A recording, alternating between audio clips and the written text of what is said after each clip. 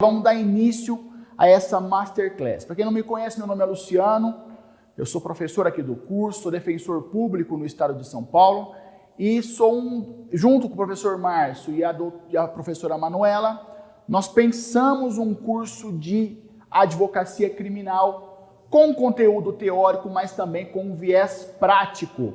Aquilo que você não vê no dia a dia, aquilo que não te ensinaram nos bancos da faculdade, você assistirá com nós ao longo desse curso e hoje um aperitivo.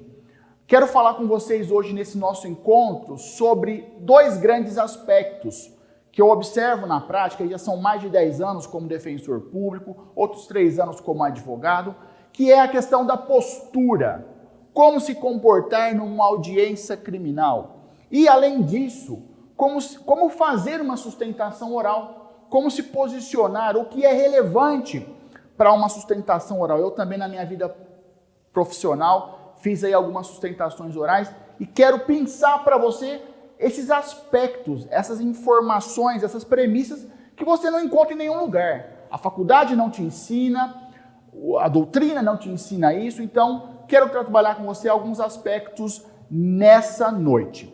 Nós vamos passar um vídeo promocional agora, um vídeo promocional do curso. Fique atento aí e eu já volto com o nosso pontapé inicial. Fique aí, até mais. Ser um advogado criminalista é você estar em casa e quando menos espera o seu telefone toca.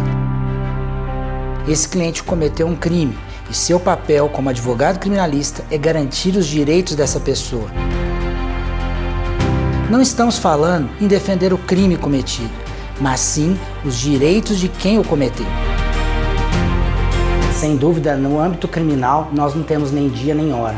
Nós temos que agir.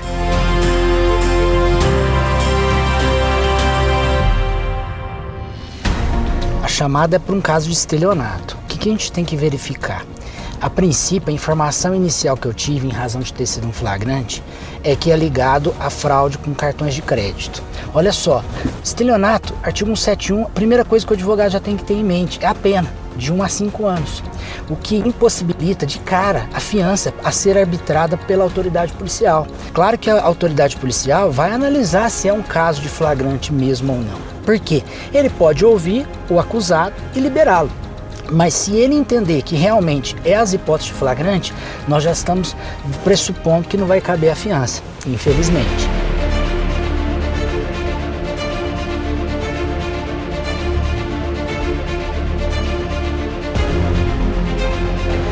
Ao você, advogado, fazer um atendimento junto à Polícia Civil ou junto à Polícia Militar, primeiro, ponto-chave fundamental, procure as autoridades, o escrivão ou mesmo o delegado de polícia.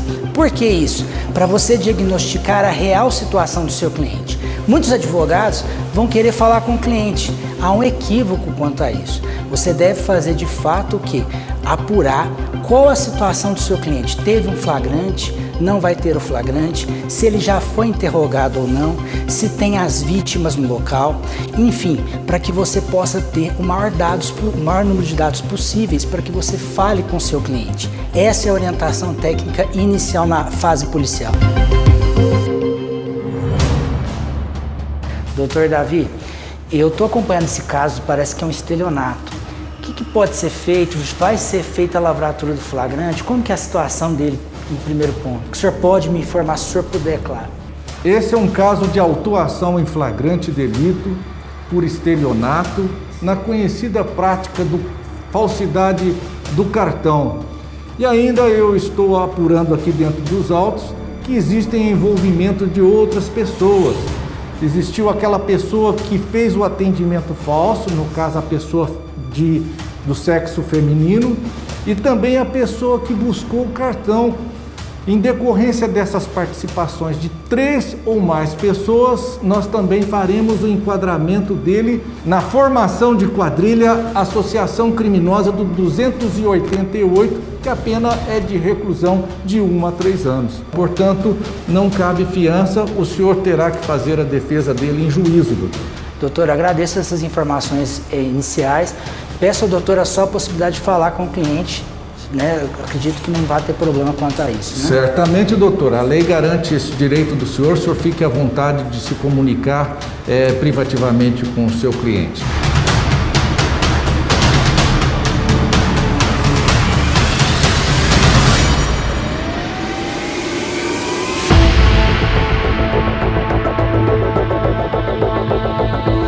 Como visto, buscamos a colheita da prova perante a autoridade policial, cópia do boletim de ocorrência, orientação ao cliente, informação à família e agora a medida cabível, sem dúvida, é a liberdade provisória do cliente, seja com ou sem fiança. E claro, se vier a ser decretada realmente a prisão preventiva ou mesmo a prisão provisória desse cliente, nós temos que buscar essa liberdade o quanto antes. A advocacia criminal é isso, é agilidade, buscar as provas, orientar e, acima de tudo, a busca da justiça. Você não está tendo sucesso na sua carreira como advogado? Eu sou o Dr. Márcio Cunha, advogado criminalista há mais de 20 anos. Ao longo desse tempo de experiência na defesa de inúmeros casos que venci, ofereço a você o curso Prática Criminal, junto com o Dr. Luciano Masson, defensor público, e a doutora Manuela Baldo, advogada criminal. Neste curso, vou ensiná-lo todos os mecanismos de defesa e você será um criminalista de êxito. Clique no link e tenha uma carreira de sucesso.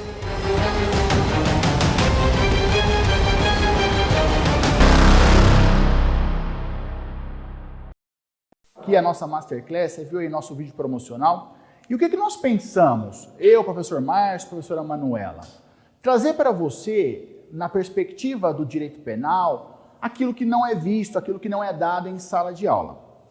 Então eu peço, faço um convite para você, entra lá no site está aí à disposição para você, você pode estar observando aí no slide, dá uma olhada na divisão, aquilo que nós propusemos nesse curso. Repito, essa Masterclass de hoje, a de amanhã e a de sábado, são pequenos aperitivos. O nosso curso é muito mais que isso. Nós ensinamos desde a defesa na perspectiva do inquérito policial, até a confecção de peças, audiência de custódia. Eu, por exemplo, gravei um módulo todo só sobre audiência de custódia, a parte teórica, a parte prática. Então vem ser nosso aluno, fica esse convite para você, recém-formado, que está no último ano da faculdade, que formou faz tempo, mas precisa se atualizar, dá uma olhada no site, ficou com dúvida sobre o curso? Manda mensagem no nosso Instagram, manda mensagem para mim, será um prazer falar com você. Lembrando que as aulas, aqueles alunos que já compraram o curso, a primeira aula disponibilizada é a partir do dia 10 de maio. A partir do 10 de maio já está disponível para o aluno a primeira aula do nosso curso. Pois bem, técnicas e postura em audiência e também na sustentação oral. Trago para vocês alguns pontos que eu, a partir da minha experiência, tenho observado no dia a dia forense, fazendo sustentação oral, fazendo audiências, dúvidas que os alunos da graduação às vezes me perguntam, aqueles recém-formados. Então eu procurei condensar para vocês nesse nosso encontro aproximadamente 10 pontos que eu reputo essenciais, pontos que seriam chave, que são chave para o exercício do direito de defesa de forma ampla, de forma eficiente. O primeiro ponto, que acho que é o central para quem atua na área criminal, para quem exerce, para quem trabalha com o direito de defesa. Você não defende bandido. É preciso desmistificar essa ideia de que todos aqueles que são acusados, todos aqueles que são denunciados, são necessariamente, possuem algum envolvimento com crimes. O advogado, a advogada, eu no exercício do meu cargo de defensor público, nós exercemos um munus do princípio constitucional da ampla defesa. Você exerce uma função sagrada, que é o exercício do direito de defesa. Então, não carregue, não deixem colocar essa pecha sobre o seu trabalho, sobre a sua atuação. Você defende uma pessoa que supostamente cometeu um fato enquadrado como tipo penal. Essa é a perspectiva. O que é objeto de julgamento é uma conduta praticada num dia e hora específicos. Não é o modo de vida da pessoa, não é aquilo que ela faz, não são as suas preferências pessoais, sociais, culturais. Então é preciso que você saiba que para ir para o fronte, para ir para o dia a dia, você tem que encarar de peito aberto e saber, você não defende bandido. Você defende uma pessoa que supostamente cometeu um ilícito penal. Essa pessoa será julgada e saiba, parta da premissa. Todo aquele que te procura, todo aquele que te contrata, é presumidamente inocente. Não sou eu, não é você que diz isso, é a Constituição, é a lei que diz isso. Então você parte de um pressuposto que a pessoa é inocente. Ela não precisa comprovar judicialmente a inocência. Pelo contrário, o ônus probatório recai sobre quem acusa. Então, tenha isso em mente, eu acho isso muito importante, porque senão você não consegue ir adiante, fazer o seu trabalho com técnica, com presteza, com lealdade, com aquele que te constituiu, com aquele que depositou em você as suas esperanças. Então, isso é interessante, essa desmistificação, você exerce uma função nobre, uma função constitucionalmente defendida. Você representa, você é a expressão, você é advogado, advogada, é o instrumento de exercício do contraditório e da ampla defesa daquela pessoa que eventualmente, supostamente, cometeu um ilícito penal.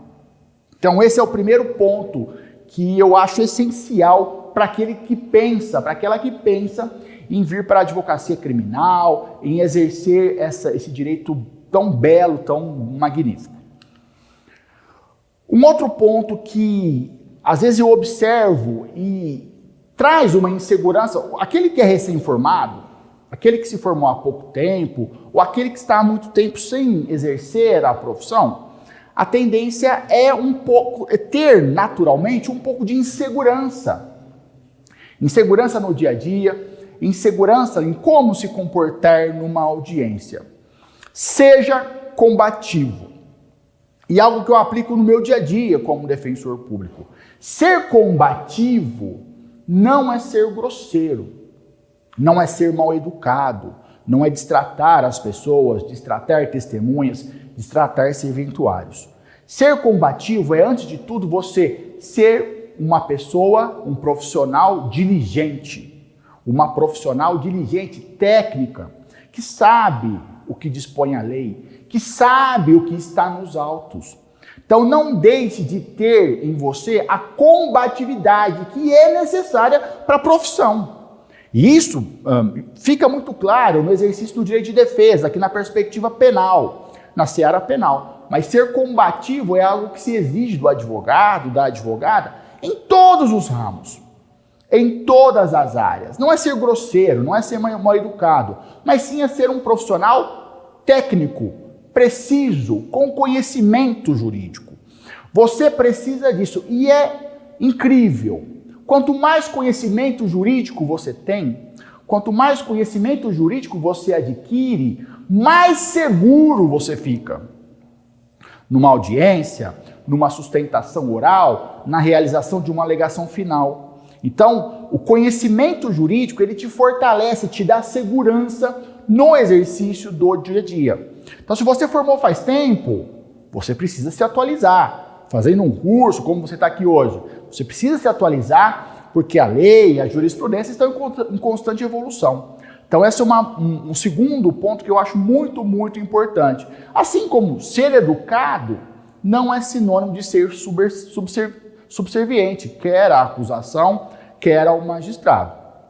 Eu particularmente, eu prezo muito pelo trato polido no dia a dia forense, na audiência, no trato com as partes, no trato com as testemunhas. Isso é extremamente relevante, esse saber tratar o serventuário, que nada mais é do que um prestador de um serviço público, um funcionário público. Então, tenha isso em mente. Já me deparei em algumas audiências com pessoas extremamente arrogantes, isso cai mal. O profissional que age assim, ele pega uma má fama, ele fica mal falado, E você não quer ter essa má fama. Você deve ser conhecido como um advogado, uma advogada técnico, preciso, combativo. Isso é elogio para advogado. Ser mal educado, ser grosseiro, isso eu entendo que não é pertinente, não é razoável no seu dia a dia. Terceiro grande aspecto, e embora pareça quase uma redundância, observo isso na prática também. O bom profissional, o bom advogado, a advogada extremamente precisa, é aquele que estuda o processo capa a capa. É aquele que sabe o que está acontecendo desde o flagrante, desde a prisão preventiva até o recurso para o STJ, para o STF. Ele domina o processo, ele sabe o que as testemunhas dizem, ele sabe a conclusão da perícia. É essencial que você tenha isso, que você domine o processo. Você coloque isso na sua cabeça, meu amigo, minha amiga. Você precisa dominar o processo. Você precisa saber o que contém a lei.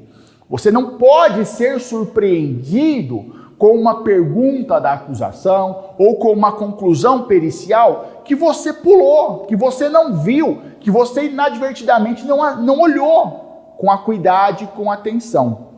Então, nunca vá para uma audiência, nunca faça um memorial, uma alegação, um pedido de relaxamento de prisão preventiva, se você não sabe o que consta no processo.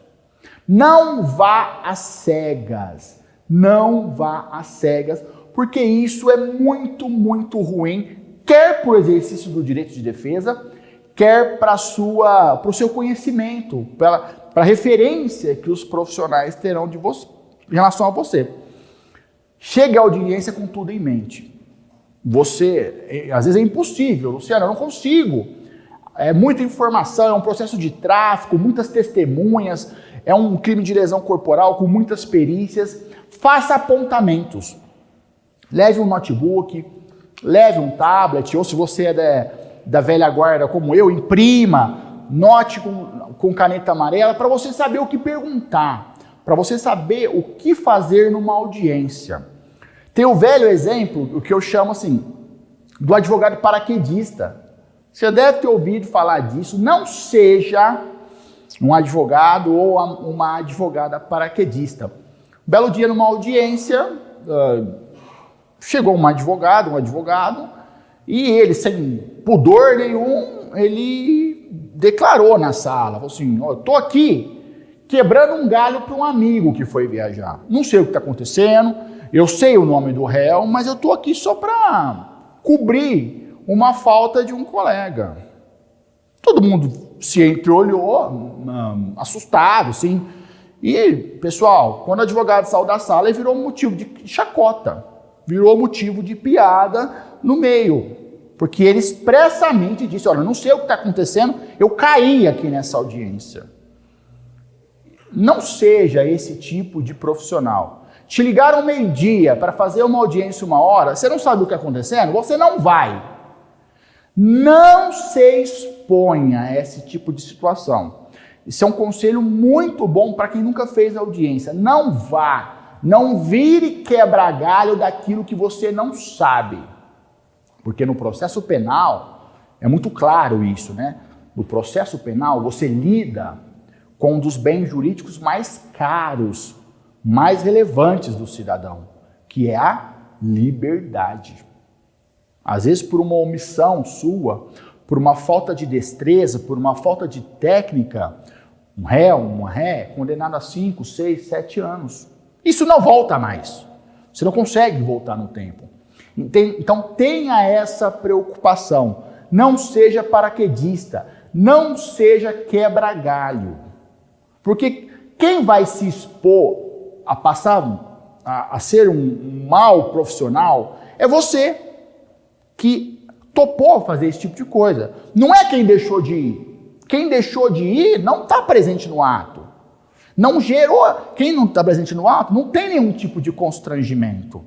Então, eu sempre falo desse exemplo, esse exemplo me marcou muito. Eu estava na audiência, ouvi o advogado falando isso expressamente, E assim, é o famoso vergonha alheia. Você fica morrendo de vergonha pelo outro. E acho que o advogado nem percebeu a gravidade daquilo que ele estava falando. Principalmente dentro de um processo penal, em que se trabalha com informações, com minúcias e, como eu disse, com o exercício do direito de defesa. Essas informações, você deve estar observando, até agora foram só 3. Muito dificilmente você ouviu falar disso na faculdade. Muito dificilmente você encontra isso nos manuais. Então, eu, professor Márcio, professora Manuela, nós pensamos como você se torna um bom profissional, um profissional de sucesso, um profissional requisitado. São vários ingredientes que forjam o seu comportamento profissional. São vários. Você vai jogando esses ingredientes e no final, no frigir dos ovos, você tem um profissional pronto, acabado, diligente, requisitado. Saiba, o bom profissional, o profissional exitoso, o profissional requisitado, ele não nasce do nada, ele não brota do nada, mas ele é formado a partir da incorporação de várias dessas informações. Várias dessas informações você vai agregando ao seu conhecimento, você vai agregando ao seu dia a dia e com o tempo, com a rotina, quando você vê que você se tornou um ótimo profissional, um profissional técnico e um profissional requisitado no mercado, tá certo? Então tenha isso em mente, chegue à audiência preparado, afiado, demonstre que você sabe o que está acontecendo. Isso é extremamente relevante. Então essa é a terceira grande informação que eu trago para você. Outra informação, outro ponto, né? Nessa nossa Masterclass, nessa noite de quarta-feira, e já indo um pouco além do que eu disse, você precisa ser um profissional, uma profissional atualizado. Saiba que milhares fazem o que você faz. Milhares. Todos os anos a OAB joga no mercado milhares de profissionais aptos, pelo menos teoricamente, a fazer o que você faz. Então, é preciso que o profissional, que a profissional, tenha um diferencial. E esse diferencial, que eu chamo de diferencial técnico, é você se preparar, você ser um profissional atualizado, você saber a jurisprudência do STJ, do STF, você saber, por exemplo, que acabou de ser derrubados os vetos ao pacote anticrime. E aí? Poucas semanas atrás, caíram os vetos do pacote anticrime. E aí? Eles estão válidos? Está válido o pacote? Não está? Como é que fica de acordo com a decisão do Supremo? Não dá para você não ser um profissional técnico. Esse é o diferencial. E eu acho, e o que eu concluo, se você está aqui nessa noite, se você se propõe a ser nosso aluno, a fazer cursos, você enxerga isso, você entende isso, você vê a necessidade de se atualizar, de ser um profissional afiado. A jurisprudência do Supremo e do STJ é muito simples. Você cadastra o seu e-mail, não sei se você sabe, no STJ, no STF, você recebe os informativos do seu e-mail, semanalmente, quinzenalmente. Você recebe na sua caixa de entrada de e-mails o que o Supremo decidiu, o que o STJ decidiu, o que é atualizado, o que é relevante. E você ainda tem um facilitador, que é a internet. Nesse sistema de pandemia que nós temos, você não precisa sair de casa para se atualizar. Você não precisa sair de casa para ter um bom curso, propiciando para você essa atualização. Nosso curso de Advocacia Criminal, Teoria e Prática, por exemplo, você faz sem sair de casa. Todos os módulos você abre no seu computador, quando você quiser, a forma que você quiser. Mas saiba, se você não se atualizar, você é mais um dentre milhares. Você é mais um dentre milhares. Por quê? Pense você como um cliente, como alguém que precise de um advogado. Você contrataria a si próprio? O que você tem de diferencial que faz com que o cliente, dentre centenas numa cidade, contrate você? Faça essa pergunta para si mesmo. Eu me contrataria? O que eu tenho de diferencial? Eu sou recém-formado e eu vou pedir por favor, vou implorar que ele me contrate. De forma alguma. De forma alguma. Ninguém vai ter uma visão paternal em relação a você. Essa visão paternal não existe no meio jurídico. Você não será contratado por conta disso. Quem te contrata quer saber o que você faz, quer saber o seu currículo, quer saber se você já faz audiências, se você é um profissional atualizado. Por isso, assim, causa sempre bom impacto e óbvio que é uma questão pessoal. É como se você vai no médico. Olha que interessante. Você vai num médico, você entra na sala do médico, está espalhado na parede, espalhados a quantidade de cursos que aquele médico fez. Em mim, isso causa uma ótima impressão. Você vê onde ele fez a graduação, você vê se ele fez um mestrado, se ele se especializou, se ele já fez um curso fora, tá tudo. Já perceberam isso quando você vai no médico? Tá tudo na parede. Gera para o paciente um sentimento de conforto. Você fica confortável com o diagnóstico que aquela pessoa vai te dar. E assim o profissional, assim o advogado, assim a advogada. Então, se você às vezes muita gente manda mensagem, a gente encontra no fórum, fala, doutor, eu estou parado no tempo. Deixa eu ver essa expressão, estou parado no ano 2000. Corre atrás, dá para se atualizar, dá para você vir, como se fosse uma cápsula do tempo, dá para você vir e ser um profissional do ano de 2021. Toma esse exemplo, 21 anos, tem tipos penais que nem existiam em 2000. Jurisprudência de 2000 é completamente diferente no ano de 2021. O que era decidido em 2000, 20 anos depois, não é decidido em sentido oposto. Então, essa informação, dessa necessidade de você ser atualizado, você ser um profissional técnica, é muito relevante. Muito, muito relevante. Lembre-se, faça essa pergunta para você. De novo, você se contrataria por quê? O que você tem de diferencial? Porque, pensemos, aqui em Franca, na região de Ribeirão Preto, isso é um fenômeno nacional. Tem advogado para todo canto. Para todo canto tem um profissional, tem uma profissional. Tá certo? Então, esse é um dos pulos do gato, você ser atualizado, fazer uma especialização, fazer um curso, poder incorporar tudo isso. Lembre-se dos quadros na parede, lembre-se dos quadros da parede do médico, tá certo? E para você, profissional do direito, isso é válido.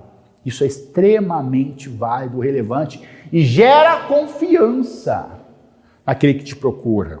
Gera confiança para você debater os seus honorários. Por que os meus honorários são diferentes dos honorários praticados no mercado? Olha aqui o meu currículo. O meu Lattes, a minha especialização, a quantidade de cursos que eu fiz. Isso é um diferencial, inclusive, no arbitramento de honorários. Tá certo? Profissional que não se atualiza é engolido. Profissional que não se atualiza se torna mais um na fila. Você não quer ser mais um na fila. Você quer ser um profissional diferenciado. Você quer ser um profissional de destaque na sua cidade, na sua região, no seu estado. Tá certo? Então, tenha isso em mente na sua preparação, que isso tem tudo a ver. Isso tem tudo a ver com a sua preparação, com o seu dia a dia, com a sua marca em audiência, com a sua marca numa defesa extrajudicial, num procedimento administrativo tributário. Profissionais que, por exemplo, se especializam em crimes tributários, fazem cursos, especialização, fazem mestrado só em crimes tributários. Olha que interessante, olha que um exemplo, um filão do mercado. Um filão do mercado. Você mira nisso e é muito proveitoso para a sua vida prática de advogado e de advogada. Outro ponto que é essencial no seu dia a dia essencial no seu dia a dia como profissional, como advogado, como advogada. E eu não deixo de falar isso. Inclusive, isso é um ponto que quase vale para toda a nossa sociedade. Seja, conforme está observando aí, seja um profissional ético. Tenha uma atuação ética. Anote isso. Ser um profissional ético, você exercer a advocacia de forma ética, significa que você tem recortes de conduta. Você tem recortes daquilo que você pode ou não fazer. Existe um limite na atuação. O exercício da ampla defesa não te permite, advogado, advogada, que você faça tudo. Não te permite que você infrinja a lei. Não te permite que você cometa crimes. Ser combativo, ser técnico é outra coisa diametralmente oposta. E eu, como professor na graduação, em cursos preparatórios, eu tenho uma preocupação muito grande com isso. Porque, infelizmente, a questão de valores éticos, de conduta, de boa-fé, de lealdade processual, e a sociedade também passa por esse grande problema. Aos poucos a gente vê que há uma tendência de relativização. Não para você. Não para você que está aqui essa noite, que está pensando em ser um profissional de destaque. Na minha vida prática eu sempre falo disso para os meus alunos.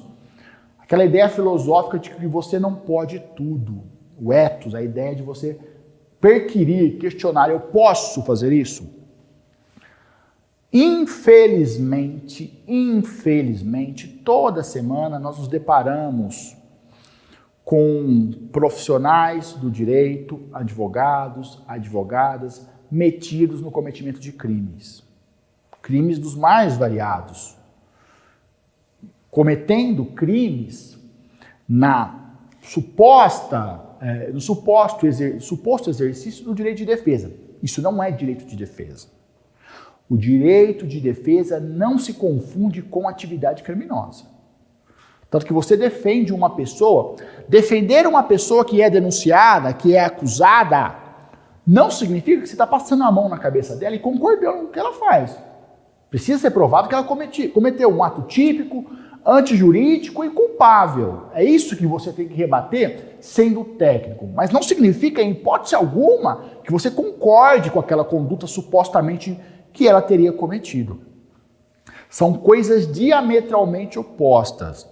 Trago para você alguns exemplos que assim, são categóricos dessa falta de ética que comprometem a sua atuação e que, sim, me perdoe a comparação. Jogam o seu nome na lama. Depois que o seu nome está na lama, meu amigo, minha amiga, quem vai tirar? Como que você vai conseguir se reerguer a partir de uma conduta ilícita? Um exemplo que eu te dou, um grande exemplo que eu te dou. Há pouco tempo, um advogado foi surpreendido entrando num estabelecimento prisional com chips de celular. De forma não autorizada, evidentemente, escondidos. Não sei se foi dentro das vestes, se foi no sapato, com vários chips de celular. Foi preso em flagrante. Isso é exercício do contraditório? Isso é ampla defesa? É isso que se espera do profissional do direito? De forma alguma. Evidentemente não. Tá certo? E esse aqui é um conselho principalmente para aqueles que vão começar, aqueles que estão iniciando a carreira, ou que são recém-formados, estão no 5º ano. Tenha muito cuidado com a sua atuação no dia a dia. É muito comum também, e isso é uma absoluta falta de ética, uma absoluta falta de lealdade processual, advogados que somem. O advogado Gasparzinho, tem um paraquedista, né? Agora tem o Gasparzinho. Está defendendo um réu num processo penal, na fase de alegações finais ele foi intimado, sumiu, não deu as caras. Sabe por que ele sumiu? Porque houve um desacerto no que toca aos honorários. Porque ele combinou, não pagou, ele combinou, o cheque voltou. Tá certo?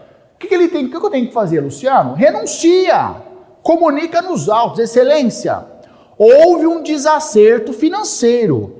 Doravante não represento mais os interesses do fulano de tal. Intime-o para que contrate um novo advogado ou para que o processo vá para a Defensoria Pública. Simples. Simples. Agora, sumido o processo de réu preso, por exemplo, isso, na minha ótica, é extremamente desleal. Isso pega mal para você. Você fica com fama, má fama. Porque a fama que você tem que querer é a boa fama. É aquela fama que as pessoas te indicam nos corredores do fórum, você é reconhecido como um profissional zeloso, um profissional combativo, atuante, educado. Agora, essa má fama ninguém quer. Então, comunique, excelência, houve um desacerto entre eu e o cliente. O cheque voltou, ele não me pagou. Doravante, eu não represento mais os interesses dele. Intime-o, por gentileza. Ou então, outro caso, ficou doente, está com problema de doença na família, que é absolutamente cotidiano. Isso, comunique nos autos. Porque o processo está correndo, tem um réu preso, por exemplo. Tá certo? Então, tenha essa preocupação. Preocupe-se com o seu nome. Preocupe-se com a sua imagem, esse correto andamento. A gente começa a ter experiência e as histórias, assim, elas se avolumam, né? As más histórias. História de advogado que sumiu com o processo. História de advogado que fez carga do processo e inutilizou nota promissória, que era objeto de execução. Isso não existe, isso é criminoso. Em 2021 isso não é cabível mais. Isso não é cabível, isso não é admitido, nunca foi admitido e agora principalmente, né? Quando a gente pensa, quando a gente fala em valores éticos, de boa conduta, de lealdade, então tenha isso em mente na sua vida profissional, no seu dia a dia. O desacerto financeiro, o cliente que não pagou, o cheque que voltou, isso é normal. Isso acontece. Agora, você deixar de manifestar num processo como se fosse uma pirraça, como se fosse uma forma de punição ao seu cliente, não. Porque quem é intimado? O profissional. Você vai vir uma certidão nos autos que o advogado foi intimado e deixou transcorrer em habeas o prazo. Então, tenha essa preocupação no seu dia a dia. Outro ponto, o sexto ponto que eu trago para vocês, e já passei por alguns fóruns do Estado. E esse é um problema que em todo canto eu vejo esse problema. O problema da entrevista pessoal e reservada com o acusado. Aqui é o seguinte, não é favor, quando o juiz consegue, ele não está te fazendo nenhum favor, é prerrogativa sua. Você tem prerrogativa de se entrevistar de forma reservada com o acusado, com o réu. Ou então, falar com as suas testemunhas. O ambiente do fórum não é o ambiente indicado. Tem um monte de gente no corredor, tá calor, um monte de testemunha, você não sabe se é testemunha do seu processo, de outro processo, literalmente as paredes têm ouvido. A entrevista reservada é aquela que você vai conversar com o réu, ele vai te contar o que aconteceu, qual a versão que ele deu na fase policial, principalmente se você não acompanhou desde o flagrante, imaginemos. Então, qual a solução para isso? Réu solto. Você convida o réu, você intima o réu para ir no seu escritório. Pandemia, você marca uma videochamada com ele. Olha, nós temos audiência amanhã, hoje, 5 horas da tarde, vamos fazer uma videochamada. Preciso acertar, ver alguns pontos da sua linha de defesa. Preciso te ouvir. Tá certo? No seu escritório. Videochamada. Não vá para corredor de fórum fazer isso. Isso é um constrangimento. O réu, aquele que é acusado, ele pode se sentir incomodado, sem nenhum conforto para te dizer o que aconteceu. Para que você, dentro daquele tecnicismo que você precisa ter, defina a linha correta de defesa. Então, se é réu solto, você vai convocá-lo para ir no seu escritório, ou fazer uma videochamada. Testemunha, idem. Testemunha, idem. O local correto para você conversar com uma testemunha é no seu escritório, no videochamada. Não deixe para corredor de fórum. Testemunha está solta, né? Na esmagadora maioria dos casos.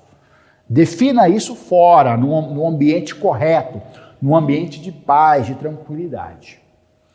Luciano, o réu está preso.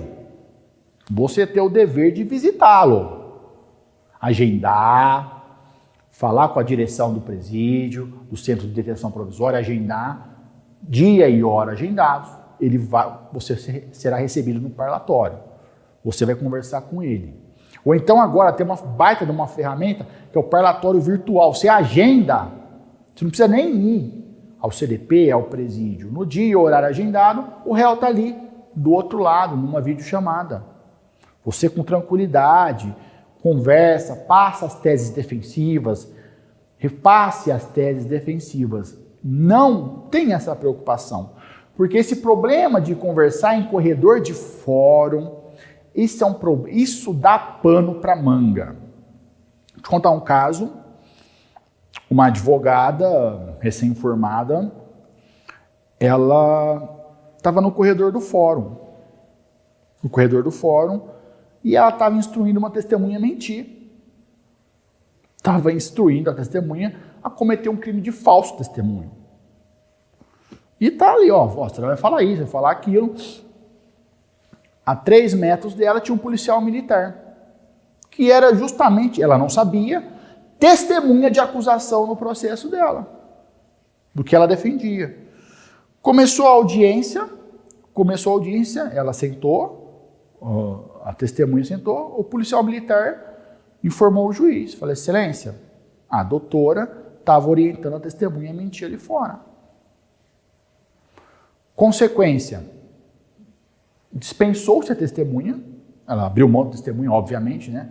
Senão a pessoa ia incorrer num crime de falso testemunho, e foi oficiada a OAB para a apuração da conduta da advogada que estava no corredor ensinando a testemunha a mentir. E quantos casos iguais a esses ocorreram? Primeiro, que não tem que ensinar a testemunha a mentir. Segundo, o momento de você conversar com testemunha é no seu escritório, não é no corredor do fórum, tá certo? Não se arrisque, isso é muito sério, isso é muito relevante, não tem esse tipo de problema, não queira ter esse tipo de problema, tá? Então, é algo que eu observo muito no dia a dia, e você tem a solução, principalmente agora com o parlatório virtual, essa possibilidade de você agendar, videochamada. Isso é uma tecnologia muito, se bem utilizada, te auxiliará muito no seu dia a dia, no exercício do direito de defesa. Então, tenha preocupação com isso, quer com testemunhas, quer com entrevista pessoal e reservada. Não consegui falar com o réu veio de outra comarca. Você comunica ao escrevente, comunica ao juiz: olha, eu preciso falar com ele antes da audiência. Não é favor, é prerrogativa. E se tiver alguém por perto, você comunica: excelência, não estou conseguindo conversar de forma reservada. Ah, doutor, vai ser assim mesmo. Então, excelência, eu quero constar no termo que eu não consegui fazer entrevista reservada e pessoal com o réu. Vamos tocar, conste no termo. Depois você pede a nulidade do processo. Processo nulo, se isso não foi possibilitado para você. Mas até chegar nessa via extrema, viu? Você tem fatos anteriores que te evitam que você esbarre nessa problemática que é muito acentuada no dia a dia. Essa é a nossa sexta dica que eu entendo muito relevante. 7ª observação para você se comportar. O nosso último tópico é especificamente sobre sustentação oral, tá? O último tópico, a cereja do bolo, sustentação oral. Antes temos mais alguns, tá? Esclareça tecnicamente o réu sobre o interrogatório. Interrogatório é um ato processual chave no processo penal. E saiba que existem algumas possibilidades para o réu, para aquele que será interrogado, para aquele que fala ao final, depois das testemunhas. São basicamente 3 condutas que o réu pode exercer ao longo do interrogatório. Ele pode ficar em silêncio, o réu não é obrigado a falar. Ele pode negar os fatos, trazer a sua versão. Luciano, mas é uma versão fantasiosa. Ele fala que ele foi abduzido por um extraterrestre. Se ele quiser sustentar isso, você só orienta. Fala, olha, essa versão sua é extremamente fantasiosa. Uma vez, no atuação criminal, um réu contou uma história para mim que eu falei para ele, meu amigo, nem se a sua mãe fosse te julgar, ela ia acreditar nisso. Você quer contar essa história? Fique tranquilo, mas você não vai convencer o juiz. Você tem dever de ofício. Se a história é extremamente fantasiosa, cheia de elucubrações, ele pode dar a versão dele, negando os fatos, e pode confessar. Confessar, demonstrando arrependimento. Olha, cometi o crime, questão financeira, uso problemático de drogas, estou arrependido. É mais ou menos isso. Você tem que esclarecer o réu das condutas que ele pode praticar ao longo do interrogatório. Isso tem que ficar bem claro para ele. Muito cuidado, e aqui é aquela questão ética, se você trouxer uma versão para o réu, olha, fala isso. Já vi casos de que o réu foi apertado pela acusação e abriu o bico, falou, olha, essa versão aqui, quem me instruiu foi o advogado. Não existe isso. Não existe isso, porque se apertar, vai sobrar para o advogado. Tá certo? Então, se é uma versão fantasiosa, ele quer permanecer com ela, você orienta. Sua versão está em desacordo com os autos. Sua versão, ela é isolada. Ou ele pode confessar. Muito cuidado, e aqui é aquela ideia de você controlar o processo de capa a capa. Se a versão judicial, porque as provas são aquelas produzidas em juízo, indícios da fase pré-processual, da fase inquisitorial, se não comprovados, sentença de absolvição. Pelo menos é o que diz o CPP. Se a versão do réu em juízo, no interrogatório, for diferente daquela dada na delegacia, fatalmente ele será perguntado por que mudou a versão. Mas o senhor falou, lá na delegacia o senhor confessou. Aqui o senhor está negando. O que aconteceu? Então, se houverem versões discrepantes, pode ocorrer. Evidentemente, ele não precisa judicialmente corroborar ipsis literis o que supostamente disse na fase inquisitorial, lá no inquérito. Mas a pergunta que certamente será feita, por que o senhor está mudando de versão? Então, oriente o seu cliente, doutor, doutora, para que ele saiba que ele vai ser perguntado sobre isso. Assim como já vi casos que consta na fase inquisitorial, no inquérito, o silêncio. Fase inquisitorial, viu lá, se a prova produzida lá não for corroborada em juízo, a sentença tem que ser absolutória. Gente, isso aqui é processo penal. A pessoa negando, mas lá no inquérito estava em silêncio. Já vi casos que o réu falou, doutor, nem me chamaram para dar uma versão lá no inquérito. Me colocaram numa cela, não pediram a minha versão, e agora que eu estou querendo falar, agora que eu vou dar a minha versão. Isso é possível que ocorra, claro que é. Mas para isso oriente o seu cliente. Então o senhor vai dizer isso e vai dizer por que desde o início o senhor não trouxe essa versão. Muito cuidado com isso. Um exemplo de orientação, se o réu é reincidente, se ele já tem sentença condenatória transitada em julgado anterior à data dos fatos que constam da denúncia.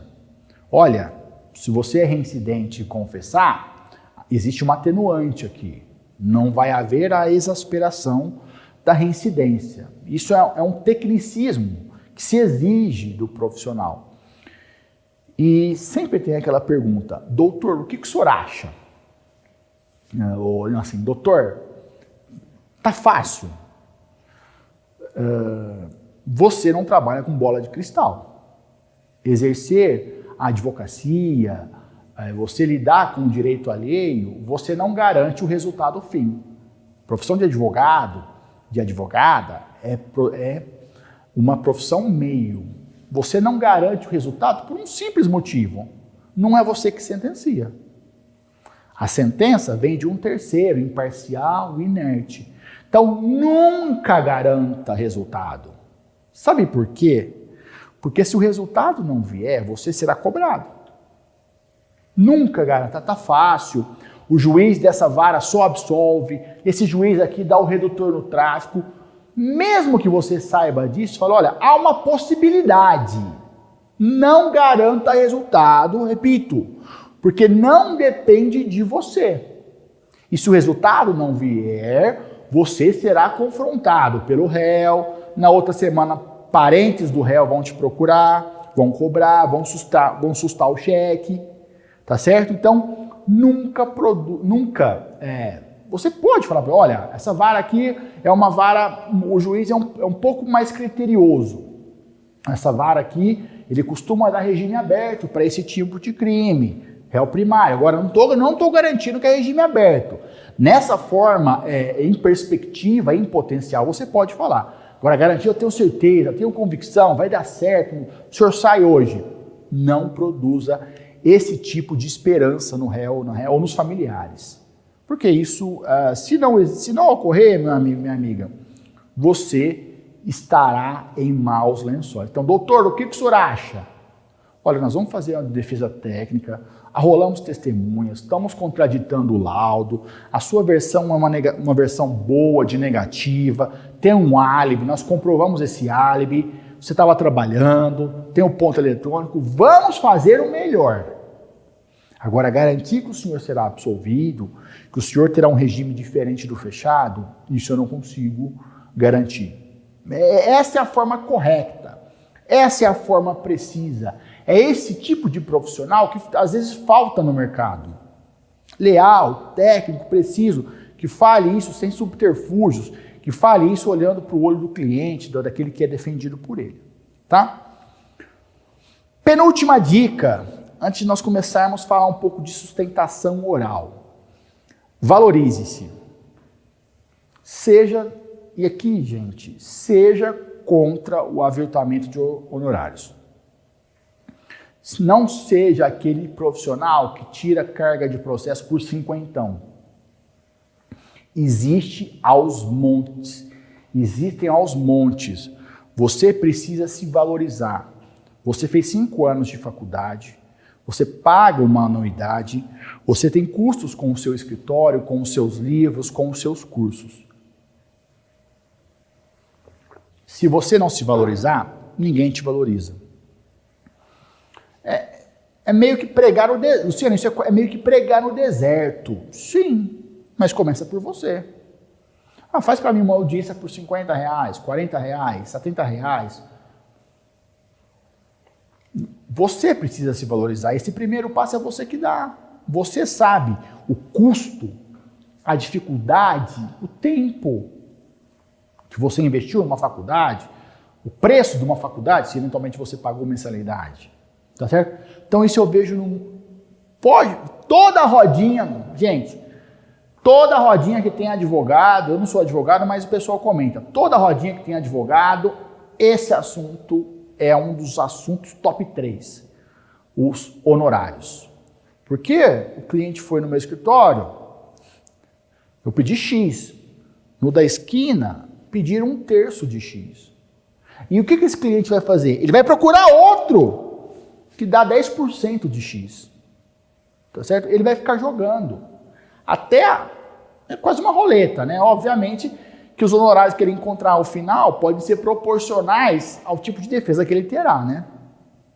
Pode ser, evidentemente. Mas quem dá esse parâmetro é você. Você tem a tabela de honorários do OAB, que é um baita de um referencial para o exercício da advocacia.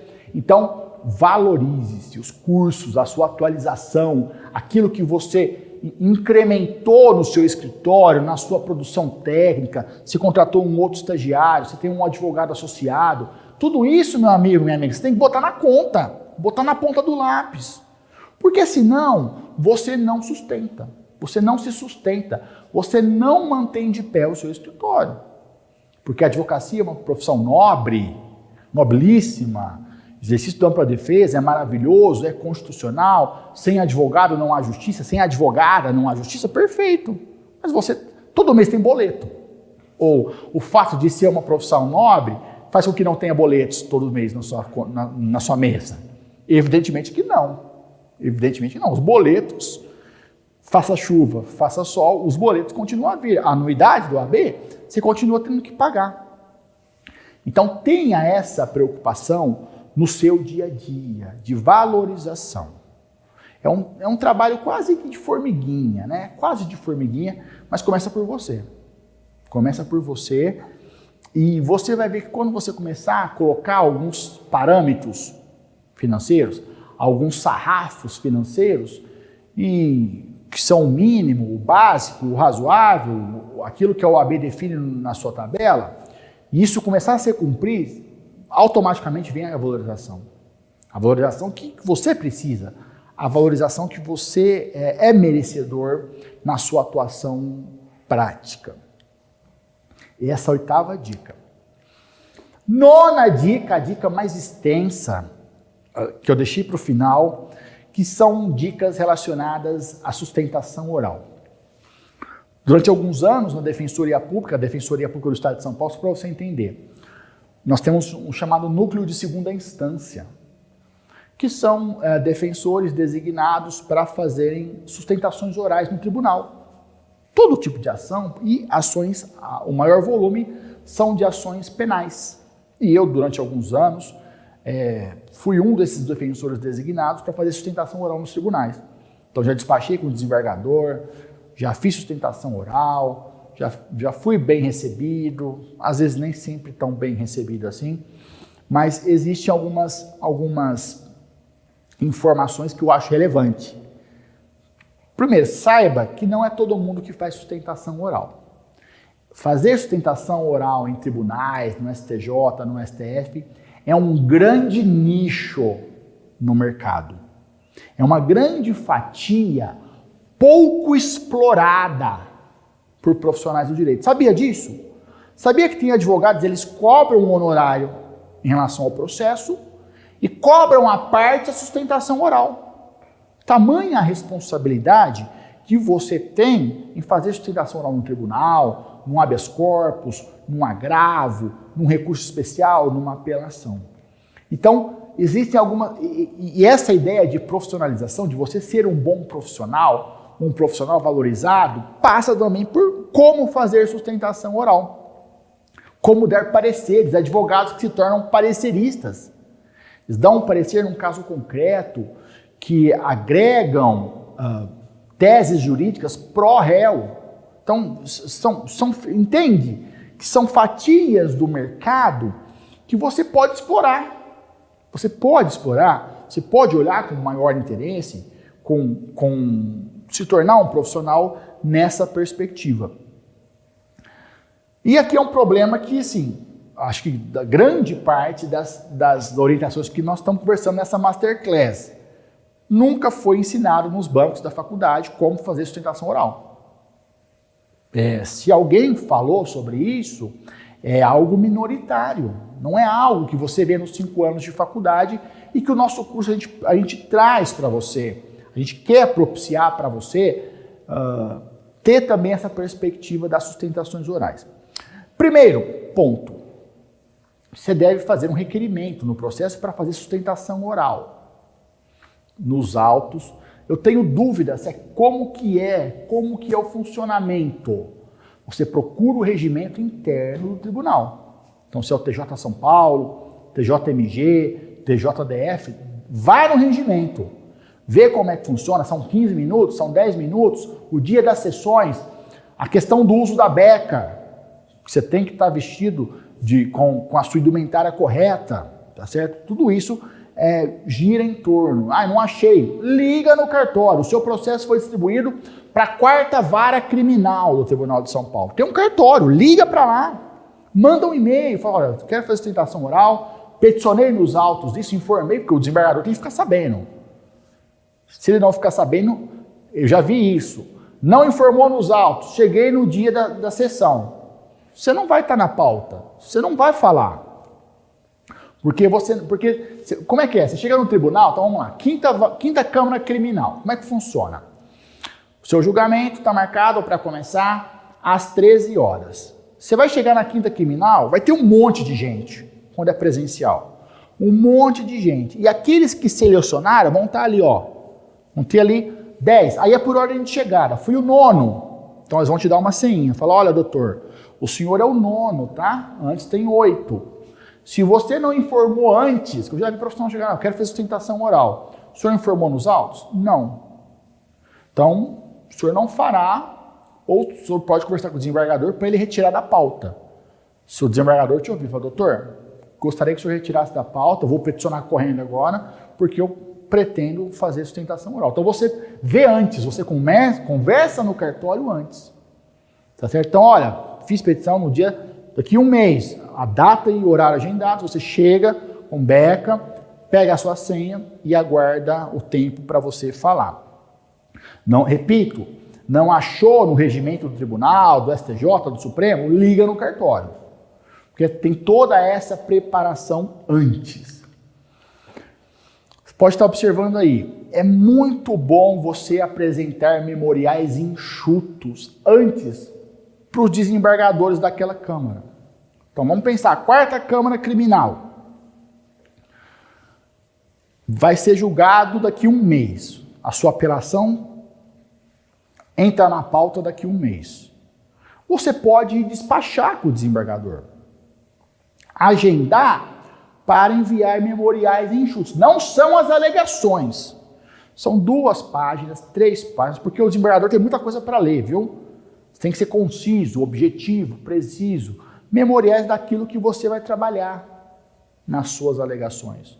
Agora, muito mais fácil com a videochamada online. Você agenda para despachar oralmente. Olha, o relator, desembargador, liga no gabinete, queria marcar um horário, processo tal, só para entregar para ele os memoriais, conversar com ele. Algumas vezes, no exercício pelo núcleo da Defensoria Pública, eu já despachei com alguns desembargadores. Sempre fui extremamente bem recebido. Bem recebido. Óbvio, se agenda antes. Não é todo dia que o desembargador atende, não é todo dia que ele vai estar no gabinete para isso, tem dia que ele está lá no tribunal, porque eu não sei se você sabe, em São Paulo é assim, os gabinetes não ficam no fórum, no tribunal, os gabinetes são fora. Então tem dia que ele está lá fazendo sessão, tem dia que ele está no gabinete. Então você agenda antes, fala, excelência, eu vou entregar aqui um memorial, é um processo, um caso um pouquinho mais complexo, eu pensei para Vossa Excelência aquilo que é interessante. Aquilo que eu entendo que justifica a modificação da sentença ou que justifica a confirmação da sentença absolutória. Enxutos, não é você chegar lá com as alegações finais de novo de 20 páginas. Tá certo? Então, ser preciso, ser conciso é interessante. Então, saiba que você tem essa perspectiva de antes da sessão entregar os memoriais enxutos. Na hora da sessão, o desembargador vai olhar para você e vai lembrar do caso. Esse doutor esteve lá no meu gabinete despachando. Ele vai olhar para você e vai lembrar. Não significa que vai dar certo, mas, gente, isso é extremamente válido, preciso, técnico. Isso, você concorda que, no mínimo, você está colocando uma dúvida na cabeça do desembargador? No mínimo, você está plantando a sementinha da dúvida. Nossa, mas esse caso, o doutor veio lá de Franca para despachar comigo aqui em São Paulo. É porque esse caso tem alguma coisa diferente mesmo. Você está plantando a sementinha da dúvida. E a sementinha da dúvida, ela milita em prol do denunciado, da denunciada. Então saiba isso. Isso é pouco explorado. Você, obviamente, cobrará por isso os seus honorários. E são poucos que fazem. Agora, gente, não é festa do caqui. Você não vai bater lá a hora que você quiser, quando você quiser, ele não vai te atender. Não é assim que funciona. E que bom que não é assim que funciona, que as coisas são organizadas, as coisas são agendadas. Na sustentação, pontos que você pode observar aí, pontos que serão destacados nas suas sustentações orais. Aquilo que chama atenção. Você vai ter 10, 15 minutos no meio de um turbilhão de gente para fazer sustentação oral. O que é diferente no seu processo? Qual a tese principal? Vou te dar um exemplo. Uma vez eu estava aguardando sustentação oral pela Defensoria Pública, tinha um advogado fazendo sustentação antes. Olha que interessante, isso me marcou muito. A tese dele, o defendido por esse advogado, ele tinha sido condenado por um tráfico de drogas. E ele estava no tribunal tentando reverter a condenação. A tese dele, olha que interessante, o cliente tinha um álibi. Ele tinha ido comprar pizza. Ele não estava traficando. Tanto que as drogas teriam sido encontradas numa praça, salvo engano. E sabe qual que era a tese? Olha que interessante. Ele estava com a pizza na mão e a pizza estava quente. Mas o que tem a ver a pizza quente? Se a pizza está quente, ele tinha acabado de sair da pizzaria. Se ele tinha acabado de sair da pizzaria, você concorda comigo? Que a possibilidade de ele estar traficando naquele momento era ínfima. Então olha que... E um dos policiais, lá no inquérito, depois na fase judicial ele mudou, mas lá no inquérito falou, não, a pizza estava quente? A pizza estava quente. Ou seja, se estava quente, ele tinha acabado de sair da pizzaria. A tese defensiva dele, o álibi dele era muito forte. E na época eu lembro que o relator votou, o revisor pediu vista.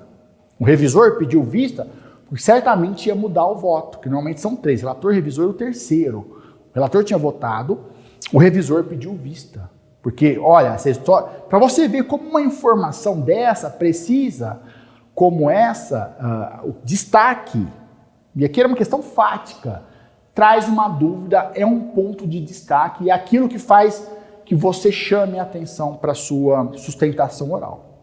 Tá certo? Chegar lá para ler memorial, para ler alegação final, e até uma outra dica que eu dou. Você não vai ler, você vai levar um apontamento, mas você vai falar. Se você pegar para ler ali, ninguém vai prestar atenção em você. Tá? Então, muito cuidado com isso. Faça o dever de casa. Luciano, nunca fiz sustentação oral. Tudo é a primeira vez. Então, você testa 10 minutos na frente do espelho, 15 minutos se for o tempo. Você chega afiado, faz o seu teste. Faz a lição de casa.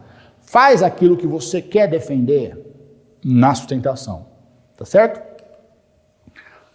Você é objetivo, deve ser objetivo na sustentação.